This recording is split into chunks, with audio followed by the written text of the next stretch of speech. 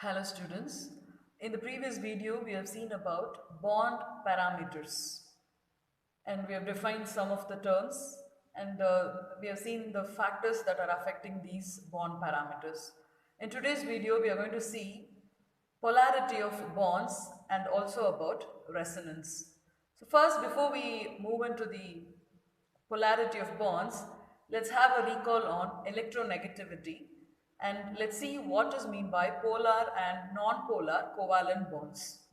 What is electronegativity? It is the tendency of an atom in a molecule to attract both the shared pair of electrons towards itself. That is called as electronegativity. We have seen about this electronegativity in detail when we learned chapter 3. So now, when two similar atoms come close to each other and form a bond by sharing their electrons like this, the shared electrons are equally attracted by the two atoms as the electronegativity of the atoms is same. Because here in this example I have taken H2 molecule. Here both the atoms are hydrogen, both have shared an electron, but both have the same position over the electrons because both hydrogen atoms have the same electronegativity. So this leads to the formation of completely non-polar bond because there is no poles between these two because both are having equal share of electrons. An important characteristic of a non-polar bond is that the electron cloud is completely symmetrical and there is no charge separation at all. See, it is completely symmetrical. This is the electron cloud of a non-polar covalent bond. Another examples of non-polar covalent bonds are Cl2, O2 and N2. Now coming to polar covalent bonds. When two dissimilar atoms having different electronegativities combine together to form a covalent bond, what will happen? See, here I have taken the example of hydrogen and chlorine. Both have different electronegativities and we know chlorine has more electronegativity. So when two dissimilar atoms, when they come together to form a covalent bond, the shared electrons does not lie at equal distances from the nuclei of both the bonded atoms, but it shifts towards the atom having greater electronegativity. Here, the more electronegative atom attracts the electrons more strongly, so the distribution of electrons get distorted. That is, the electron cloud is displaced more towards the more electronegative atom. As a result, one end of the molecule having more electronegative atom becomes slightly negative, while the other end acquires slightly positive charge. So this positive and negative poles are developed and this type of bond is called covalent bond, polar covalent bond. Or we can say covalent bond with partial ionic character. So this is called as poles. And look at the electron cloud. It is not symmetrical as we saw here. It is distorted and it is more towards the more electronegative atom. So in this example, HCl, as I told you, chlorine is more electronegative. So chlorine attracts the electrons towards itself. So chlorine gets a partial negative charge, whereas hydrogen gets a partial positive charge. So poles are developed and we call these covalent bonds as polar covalent bonds. And this happens when two dissimilar atoms having different electronegativities are bonded together by sharing electrons. So in the case of polar covalent bonds, there is charge separation. Now we can define a term here called dipole moment. It is actually the measure of the polarity of the molecule. Actually, the charge separation in a covalent bond results in the formation of an electrical dipole. What is an electrical dipole? Two equal but opposite charges with a small distance between them. Each electrical dipole is characterized by dipole moment, which is defined as, see, magnitude of charge into distance of separation r. So charge is taken as q and distance of separation as r. So how do you define dipole moment? It is the product of magnitude of charge and distance of separation, and the unit that we use to measure dipole moment is d by units, and d by units is equal to 3.336 into 10 to the power minus 30 coulomb meter, that is the unit. So this dipole moment depends upon the differences in electronegativities of the two bonded atoms. As you know, dipole is developed, is measured because of the polarity here. And why do you get this polarity in the covalent bond? Because of the difference in electronegativity. So obviously, the dipole moment depends upon the difference in electronegativities of the two bonded atoms. Dipole moment is represented as nu, and it is a vector quantity. Why? It has both direction and magnitude. So by convention, this symbol is used to represent the dipole moment with tail on the positive center and the head pointing towards the negative center. Which will be the negative center? The more electronegative atom will be the negative center. So I have written an example of HF.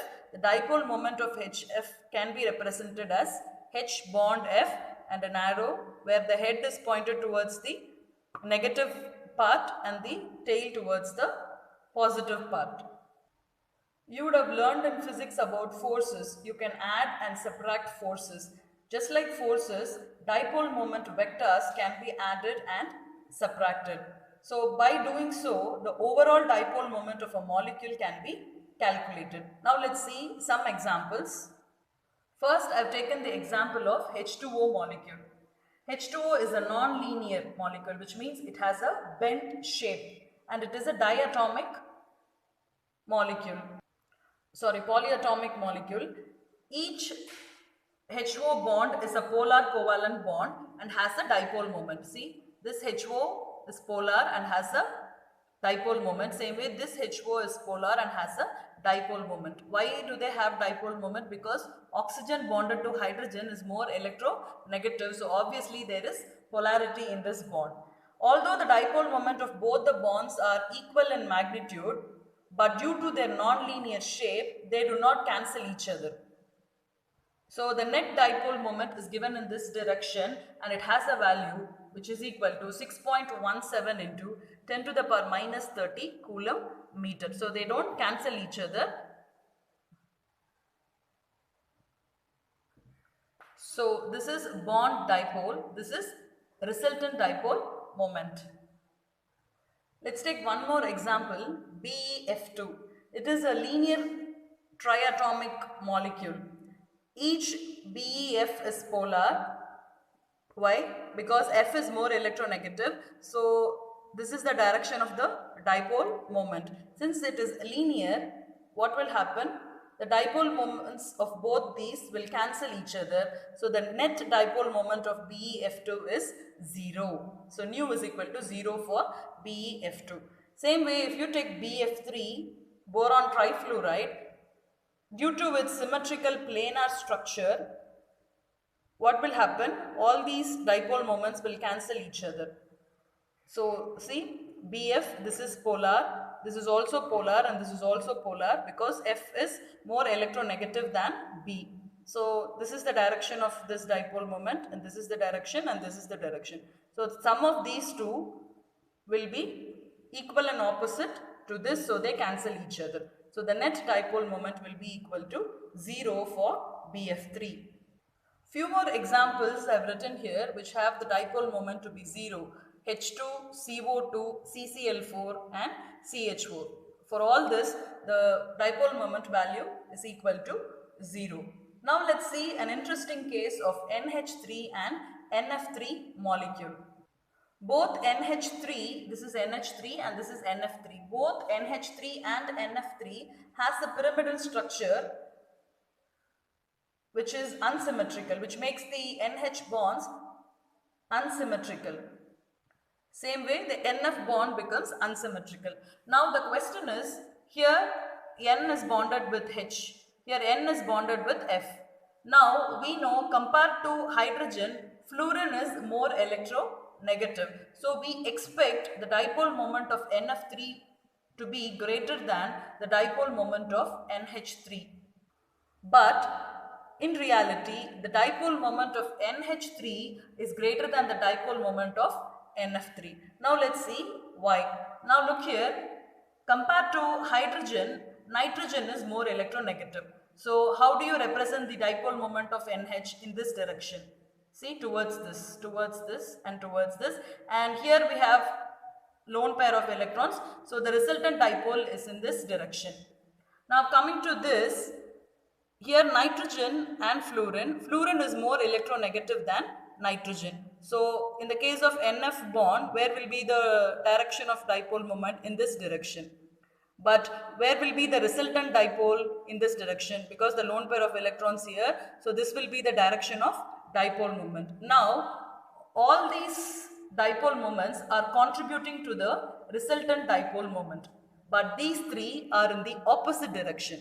So obviously the dipole moment of resultant dipole moment of NH3 will be greater than the resultant dipole moment of NF3. If you look at the values, see, the dipole moment of NH3 is 4.90 into 10 to the power minus 30 coulomb meter, whereas the dipole moment of NF3 is 0.80 into 10 to the power minus 30 coulomb meter.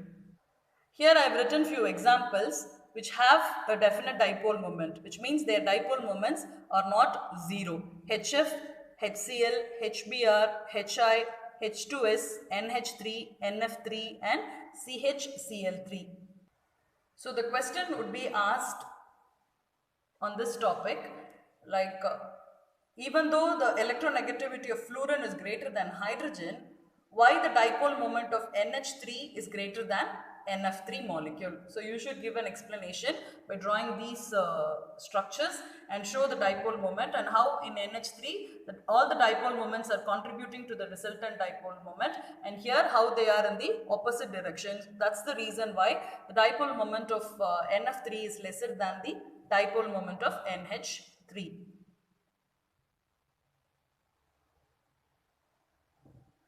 The next topic that we are going to see now is resonance structures. It is often observed that a single Lewis structure is inadequate for the representation of a molecule. You know why? Just a single Lewis structure cannot confirm the experimentally determined parameters of that particular molecule. For example, if you take ozone, what is the formula for ozone? It is O3. O3 molecule, it can be represented by both these structures. Both represent ozone molecule. What is the difference between these two structures? In this structure, there is a single bond between these two oxygens and a double bond between these two oxygens. Here, single bond is here, double bond is between these two oxygen atoms.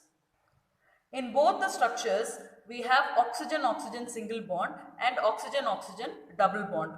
You know what is the bond length of a single bond? It is 148 picometer, and the bond length of double bond is 121 picometer. Suppose if you have only this structure for ozone, if you experimentally measure the bond length of this molecule, what you are supposed to get? You should get 148 picometer and 121 picometer, because we have one single bond and one double bond. But the experimentally determined bond lengths in this O3 molecule, both are having the same bond length, which is equal to 128 picometer, which is in between, in between these two. So this is the experimentally determined bond length. Here we actually expect two different bond lengths and we expect the value to be this, but the experimental value shows that both the bond lengths are equal and neither of these two. We are getting a value of 128 picometer. So the oxygen-oxygen bond in the O3 molecule is intermediate between a double and a single bond. So obviously this cannot be represented by just one Lewis structure, or you can say just one Lewis structure is not enough to confirm the experimental values of these parameters. So this concept of resonance was introduced to deal with the difficulty experienced in the depiction of accurate structures of molecules like O3. What difficulty we face here? We don't know whether this is the exact structure or this is the exact structure. So according to the concept of resonance, whenever a single Lewis structure cannot describe a molecule accurately, a number of structures with similar energy, positions of nuclei, bonding and non-bonding pairs of electrons are taken as the canonical structures of the hybrid which describes the molecule accurately. So this is the hybrid structure and these two are the canonical structures. These are alternate Lewis structures, and what did I say? We call them as canonical structures, and they are separated by a double-headed arrow. All canonical structures must have similar positions of nuclei and similar number of bonding and non-bonding electrons and similar energy. The actual structure is this, and it is called as the resonance hybrid of all the contributing canonical or resonating structures. You have to be clear with one thing. Resonance does not mean that the molecule constantly changes from one canonical structure to the other. The structure is stable. The bond lengths and energies have values which are intermediate between those of single and double bonds. So the concept of resonance is necessary because of the limitations in the way we write the structures. Sometimes the structure of a resonance hybrid is shown with the help of a representation of bonds by broken lines or dashes like this. So this is the resonance hybrid of O3 molecule. These are the canonical structures, which means two different ways where you can draw the structures of ozone. See, in molecules or ions containing more than two atoms and having double or triple bonds like this, there are pi bonds. What are pi bonds? These are double bonds and they are called as pi bonds, which we will be learning in the upcoming videos. The electrons involved in pi bonds are not localized between two electrons. Actually, they are spread over the entire structure or the portion of that structure which has only sigma bonds. This is a sigma bond. This is having a sigma bond, but this pi bond is actually spread over the entire molecule. This spreading of pi electrons is known as the delocalization of electrons. We usually use these broken lines or dashes. They depict the region of delocalization of pi electrons. Remember, delocalization results in stabilizing the structures. Therefore, the resonance hybrid is more stable than the contributing canonical structures. What I actually mean is, here I have drawn a double bond. This is a pi electron and it is between these two oxygen. Here I have drawn a double bond and this is between these two oxygen. But actually, when we draw the resonance hybrid, we show that this pi bond is not only here, it is also here. So it is spread over. So this structure depicts that spreading of electrons. So that spreading of electrons is called as delocalization of electrons, and delocalization of electrons stabilizes the structure. So this structure is more stable than these two contributing individual structures. Let's see one more example of this resonance structures. CO3 2 minus. There are three possible canonical structures for carbonate ion. See, this is the carbonate ion and I have taught you in the previous video how to draw this Lewis structure. See, there is a double bond between this oxygen and we have 4 electrons around this oxygen, 6, and here also 6 electrons. Now this is one canonical structure and this is the another canonical structure where the double bond is between this carbon and this oxygen. So when there is a double bond, here we have only 4 electrons and here we have 6 electrons. And another possibility, the double bond is between carbon and oxygen. So these are the 3 resonance structures or canonical structures of CO3 2 minus. So far we have seen polarity of bonds and we defined dipole moment, and then we have seen resonance structures. And now we are moving on to the next topic, hydrogen bonding. This is also related to the electronegativity. First, let's define what is hydrogen bonding. Whenever a molecule contains a hydrogen atom linked to a highly electronegative atom, for example, fluorine, oxygen, or nitrogen, this atom attracts the shared pair of electrons more towards itself, and so what happens? That end of the molecule becomes slightly negative, while the other end, which means the hydrogen end, will become slightly positive. The negative end of one molecule attracts the positive end of the other, and as a result, a weak bond is formed between them. This bond is called hydrogen bond. Now I'll show you an example. I've taken the example of HX. X is any halogen, fluorine or chlorine. And you know halogen is more electronegative than hydrogen. So this gets a partial negative charge and this gets a partial positive charge. If you take a bottle full of hydrogen chloride, how many hydrogen chlorides will be there? Millions and millions of HCl will be there. Now each HCl will be polar because of the more electronegativity of chlorine atom. So each HX will be having polarity like this, del plus del negative, del plus del negative. Now this negative part can attract the positive part of the another molecule. So what will happen? A weak bond is formed between them. This is called as hydrogen bonding. So this happens when a hydrogen atom is bonded to a more electronegative atom. See, these are the conditions for hydrogen bonding. The first condition, the molecule must contain a highly electronegative atom linked to hydrogen atom. And the second condition, the size of the electronegative atom should be small, not smaller than hydrogen, because hydrogen has the smallest structure. It should be small compared to the other atoms. So we can take fluorine, oxygen and nitrogen, and they can form bonds with hydrogen, and they are small in size and they are more electronegative than hydrogen. So whenever hydrogen is bonded with any of these atoms, there will be hydrogen bonding. And remember, hydrogen bonding, it is not chemical bonding, it is a kind of van der Waals force of attraction between two molecules which have polarity. Now the types of hydrogen bonding. There are two types of hydrogen bonding, intermolecular hydrogen bonding and intramolecular hydrogen bonding. When we say inter-school competition, it is between two schools. So same way, when we say intermolecular hydrogen bonding, it takes place between different molecules of the same or different compounds. Just now we have seen the example of HX. The bonding between one molecule of HX and the another molecule of HX, it is a type of intermolecular hydrogen bonding. So it is taking place between the same compound. Now when we say different compounds, here for example, if the hydrogen bonding takes place between water and alcohol, water and ammonia, then we call that as again intermolecular hydrogen bonding, but it is between different compounds.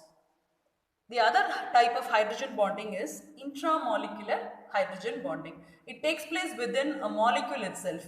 It is also called by the name chelation. Here I have taken the example nitrophenol. See, this is nitrophenol and we call this as ortho position. This is actually a benzene ring, NO2 and OH here. So this is called as orthonitrophenol. Now in NO2, nitrogen and oxygen. Nitrogen has a positive, this has a negative because oxygen is more electronegative. Same way in OH, oxygen has a negative pole and hydrogen has a positive pole. Now this hydrogen attracts this oxygen. So now there is a weak bonding and this bonding is nothing but hydrogen bonding, and since this takes place within the same molecule, we call this as intramolecular hydrogen bonding. Here it is taking place between different molecules. If you take HF, the bonding, hydrogen bonding will be between one molecule of HF and another molecule of HF. Same way if you take H2O, the bonding will be between one molecule of H2O and another molecule of H2O. But here within the same molecule of nitrophenol, there is hydrogen bonding. So we call this as intramolecular hydrogen bonding and this is intermolecular hydrogen bonding. And I have written few examples of intermolecular hydrogen bonding. Water. See, this is one molecule of water which has partial positive hydrogen and partial negative oxygen. This is again another molecule of water another molecule of water. So now this hydrogen with a positive pole is forming a bond between with this oxygen with a negative pole. This is hydrogen bonding. This is also hydrogen bonding. Same way this oxygen will be forming with the next hydrogen. Here I have taken the example of ammonia, NH3. Nitrogen is more electronegative, so has a partial positive, negative pole, and these three will have partial positive.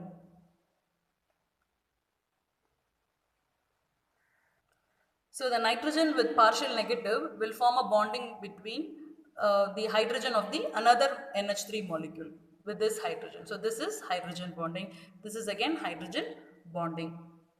So we have already seen Corso-Lewis approach of covalent and ionic bond formation, and in the upcoming videos we will be seeing about the other theories like VSEPR theory and valence bond theory.